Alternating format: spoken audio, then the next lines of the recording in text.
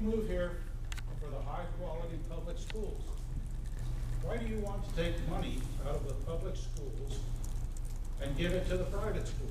Such a good question. I remember when I was trying to pass a property tax cut, and Representative Abel Herrera, who's a Democrat from South Texas, got up and said, you know, I was trying to cut taxes for all of you, and he got up and asked me, why do you hate teachers? And I said, well, I guess you're gonna have to ask my mother and wife, who are both teachers, why I hate teachers.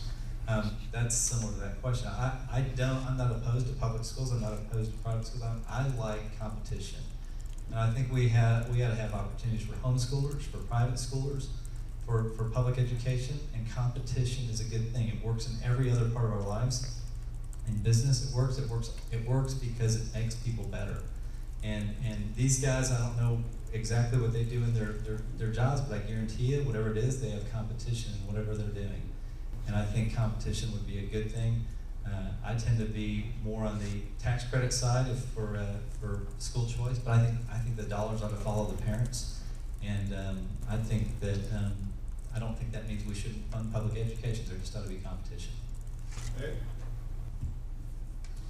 And again, an important point, Texas Constitution, it is it's not a free public education, it's a public free education, and we have to understand that. And I think I'm also, as I mentioned earlier, in favor of a tax credit system for this. I think we've beaten this one, so I'll pass along to Jack. Anything else?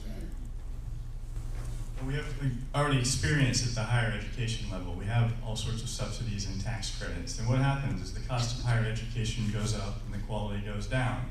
When you have public money going into private institutions, they try to capture it, and they keep on charging the additional amount they were already charging before. You don't get any further with a government subsidy.